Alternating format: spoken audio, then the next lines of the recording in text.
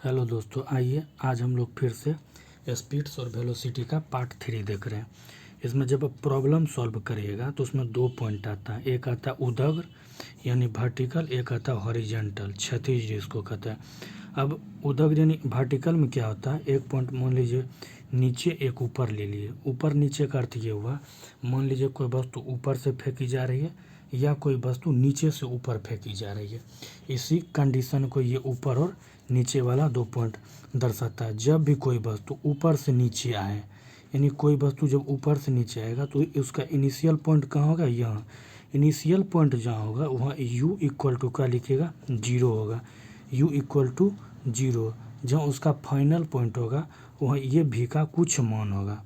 इस v का क्या होगा, कुछ ना कुछ वैल्यू होगा। फिर एक पॉइंट क्या होगा, यहाँ आप देख सकते हैं। अब इस पॉइंट में मान लीजिए कोई वस्तु नीचे से ऊपर जा रही है। जब नीचे से ऊपर जाएगी तो यहाँ इनिशियल पॉइंट कहाँ हो जाएगा अब हो जाएगा इनिशियल पॉइंट आपका कौन हो गया, ये हो गया। इनिशियल पॉइंट ये हो गया तो यहाँ आप क्या लिखेगा, यहाँ u का कुछ मान हो जाएगा, यहाँ u का कुछ वैल्यू हो जाएगा और v का वैल्यू ऊपर क्या हो जाएगा, 0। जब वस्तु नीचे से ऊपर आती है, नीचे से ऊपर जा रही है तो u 0 और v का कुछ वैल्यू होगा। जब वस्तु ऊपर से नीचे से ऊपर जा रही है तो वहाँ u का कुछ मान होगा और v 0 होगा। आइए इस पर एक न्यूमेरिकल देखते हैं। अब देखिए एक न्यूमेरिकल दिया हुआ है। अगर किसी कार की प्रारंभिक चाल 72 किलोमीटर पर आवर है और 5 सेकंड के बाद ब्रेक लगा दिया जाता है तो उस कार पर मंदन का मान क्या होगा। अब सबसे पहले देख लीजिए प्रारंभिक चाल दिया हुआ, तो प्रारंभिक चाल हमको क्या दिया हुआ, u बराबर 72 किलोमीटर पर आवर दिया हुआ। अब 72 को आपको क्या करना, मीटर पर सेकंड में चेंज करना। इसके लिए 5/18 से भाग दे दीजिए। 18 चौक 72 यानी 20 मीटर पर सेकंड आ गया। टाइम कितना लिया है, 2 से 5 सेकंड का, तो यहाँ लिख दीजिए 5 सेकंड। अब मंदन पूछ रहा है तो मंदन का आपको हम फार्मूला बताए हुए हैं, ए बराबर होता है v माइनस यू बटा टी। अब देखिए प्रारंभिक पूछ रहा है और अंतिम दिया हुआ नहीं है तो अंतिम को आप 0 मान लीजिए और प्रारंभिक कितना होगा 20/2, तो 5/5 20/5 इक्वल टू 4 यानी -4 मीटर पर सेकेंड स्क्वायर। जब आंसर लिखिएगा तो आंसर में मेंशन माइनस को मेंशन करिए या माइनस को मेंशन नहीं किया जाता। इसको 4 मीटर पर सेकेंड स्क्वायर लिखा है, चूँकि माइनस सही नहीं बताता है कि मंदन हो रहा है। चलिए नेक्स्ट देखते हैं। अब आइए हम लोग पढ़ते हैं गति। गति में आपको 2 पॉइंट पढ़ना पड़ेगा, एक हॉरिजॉन्टल एक वर्टिकल। हॉरिजॉन्टल और वर्टिकल के केस में क्या होगा, जैसे इसका फॉर्मूला होता है, फॉर्मूला का हॉरिजॉन्टल केस में कैसे यूज करेंगे और वर्टिकल केस में कैसे यूज करेंगे, आज हम लोग पहले वो जानेंगे। इसका देखिए 3 फार्मूला होता है, v बराबर u प्लस 80। दूसरा होता है s बराबर ut प्लस हाफ 80 स्क्वायर। तीसरा फार्मूला होता है आपको v स्क्वायर बराबर u स्क्वायर प्लस 2as। एक और लिख लीजिए, 4 होता है। एक होता है एस एन बराबर u प्लस a बटा 2n माइनस 1। ये 4 फार्मूला हॉरिजॉन्टल के केस में यूज होता है। अब वर्टिकल के केस में आइएगा तो यहाँ से 2 कंडीशन आपको बनेगा। एक नीचे के लिए, जब वस्तु कोई नीचे आती है तब बनता है, एक जब वस्तु ऊपर जाती है तब बनता है, यानी 2 केस बनता है, एक नीचे के लिए एक ऊपर के लिए। अब नीचे के केस में देखिए क्या होता है, अब वो बता रहे हैं। जैसे ग्रेविटेशनल फोर्स लगता है, ग्रेविटेशनल फोर्स के कंडीशन में क्या होता है, ए बराबर आप माइनस जी लीजिएगा। वस्तु को देखिए ग्रेविटेशनल फोर्स मतलब क्या हुआ, वस्तु कोई चीज़ जब गिरती है तो वह पृथ्वी अपने और आकर्षित करती है, ठीक। ग्रेविटेशनल फोर्स उसको अपने और आकर्षित करती है। लेकिन एक फोर्स होता है जो उसको अपोज करता है, अपोज मतलब अपोजिट होता है। यही कारण से हम क्या लेते हैं, ए बराबर माइनस जी लेते हैं।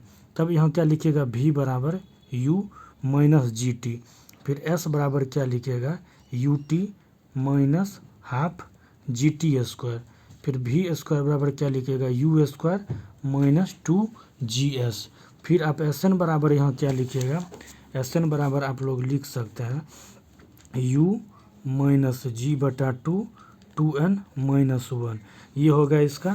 फिर जब वर्टिकल के केस में इसमें आइएगा, देखिए जब वस्तु के ऊपर आती है, ऊपर के केस में, तो ए बराबर प्लस जी, तो ए बराबर क्या लिखेगा प्लस जी। अब यहाँ भी बराबर हम लोग क्या लिख सकते हैं यू प्लस जी टी। फिर एस बराबर हम लोग क्या लिख सकते हैं you T plus half G T square. फिर यू स्क्वायर बराबर क्या लिखेंगे वी स्क्वायर बराबर यू स्क्वायर प्लस 2GS। फिर एस एन बराबर हम लोग क्या लिखेंगे यू प्लस जी बटा 2n-1 लिखेंगे। ये इसका फॉर्मूला होता है जो आपको याद रखना चाहिए और एग्जाम में बार बार पूछता है। आइए कुछ रिलेशन हम लोग जानते हैं जो काफ़ी इम्पोर्टेंट। अब देखिए जैसे आपके पास एक इक्वेशन दे दिया न्यूटन के गति का पहला नियम v बराबर u प्लस एटी ये दे दिया। अब पूछेगा गति का जो पहला इक्वेशन है वो क्या क्या चीज़ के बीच रिलेशन शो करता है। अब रिलेशन हमको निकालना है तो इसमें आप क्या करिएगा सबसे पहले u बराबर 0 कर लीजिए, उसके बाद a बराबर 0 कर लीजिए। इसको अपने मन से करना है। मान लिए u बराबर 0 और a बराबर 0, तो यहाँ से क्या होगा u कट गया और a कट गया, बच क्या गया v और t। अब जो ये रिलेशन शो करेगा वेलोसिटी और टाइम के बीच करेगा, यानी वेग और समय के बीच में करेगा। अब न्यूटन के गति का दूसरा नियम क्या होता है एस बराबर U T plus half A T square. S बराबर U T plus half A T square. देखिए दूसरा समीकरण में हाफ आ जाता है, यही कारण इसको क्या कहते हैं याद करने में आसान होता है। एस बराबर U T plus half A T square. यहाँ भी सेम प्रोसेस करना है u बराबर 0 और a बराबर 0, तो यहाँ से u कट गया, यहाँ से a कट गया, बच क्या गया s और t। तो ये रिलेशन किसके किसके बीच दिखा रहा है विस्थापन और टाइम के बीच में ये रिलेशन दिखा रहा है। फिर तीसरा एक इक्वेशन और होता है वी स्क्वायर बराबर यू स्क्वायर प्लस 2as। यहाँ भी आपको क्या करना है a इक्वल टू 0 और u इक्वल टू 0। यहाँ भी u को 0 कर दिए और a को 0 कर दीजिए, क्या बच गया v और s। और ये किसके किसके बीच रिलेशन दर्शाएगा वेलोसिटी और विस्थापन के बीच में रिलेशन दर्शाता है, वेग और विस्थापन के बीच। देखिए इस रिलेशन को याद रखिएगा चूँकि यह रिलेशन बहुत इंपॉर्टेंट है। कैसे निकाला जाता है उसको ध्यान में रखिएगा चूँकि इससे प्रॉब्लम बार बार पूछा ही जाता है। पहला गति का पहला इक्वेशन किसके बीच रिलेशन दर्शाता है, दूसरा इक्वेशन किसके बीच दर्शाता है और तीसरा इक्वेशन किसके किसके बीच दर्शाता है। आइए एक प्रॉब्लम करते हैं। अब आइए एक न्यूमेरिकल आपको दिया हुआ है किसी वस्तु का नियत त्वरण 10 मीटर पर सेकंड स्क्वायर है तथा प्रारंभिक वेग 100 मीटर पर सेकंड है। कितने समय बाद इसका वेग दुगुना हो जाएगा। देखिए यहाँ प्रारंभिक वेग दे दिया है, तो प्रारंभिक वेग का अर्थ क्या हो गया u बराबर 100 मीटर पर सेकंड। ये त्वरण दे दिया है तो a बराबर यहाँ कितना हो गया 10 मीटर पर सेकंड स्क्वायर। अब कहता है कितने समय बाद इसका वेग दुगुना हो जाएगा, यानी ये वेग जो है यह किसका है इनिशियल वेलोसिटी का 2 गुना है। तो इसको हम क्या लिख सकते हैं 2 गुना 100 बराबर कितना हो गया 200 मीटर पर सेकंड। अब हमसे क्या पूछ रहा है टी फाइंड करने के लिए पूछ रहा है। देखिए जब प्रॉब्लम बनाना है तो अब टी निकालिएगा कैसे और वेग का फॉर्मूला हमको यूज करना है। हमको क्या पता 3 फार्मूला हमको पता है v बराबर यू प्लस एटी, एस बराबर U T plus half A T square, एक होता है वी स्क्वायर बराबर यू स्क्वायर प्लस 2as। अब देखिए इस 3 फार्मूला का यूज करना है। अब यहाँ हमको देखना है डाटा जो दिया हुआ है u बराबर 100 मीटर पर सेकंड, a बराबर देगा 10 और v बराबर देगा 200 मीटर पर सेकंड।